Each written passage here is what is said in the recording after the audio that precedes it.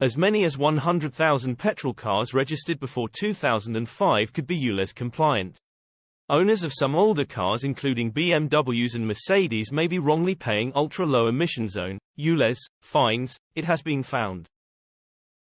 The Ulez scheme impacts drivers of vehicles that do not meet emission standards and applies across the whole of London.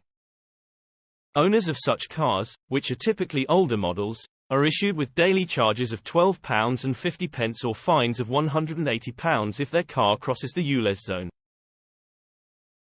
However, as many as 100,000 petrol cars registered between 1999 and 2005 may in fact satisfy the emission zone rules as they were made to cleaner standards, according to the Times.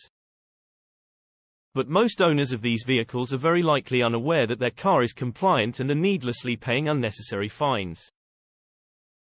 The problem is affecting drivers of models from manufacturers including BMW, Land Rover, Mercedes and Toyota. Trevor Wood, chairman of the British Independent Motor Trade Association, told the newspaper, "They should put the whole scheme on hold and no fines should be issued until this has been sorted out. The only way to check whether your car is compliant is to get a certificate of conformity from the manufacturer. This contains details of the car's levels of nitrogen oxides, NOx, and particulate matter, PM, emissions." In 2019 when Ulez was launched, it only covered the same area as the Central London Congestion Charge Zone. In 2021, the scheme area was expanded to Inner London, inside the North and South Circular Roads. It has now been extended to cover the whole of Greater London. Transport for London, TfL, says 9 out of 10 cars seen driving in Outer London on an average day meet the Ulez standards, so will not be liable for the charge.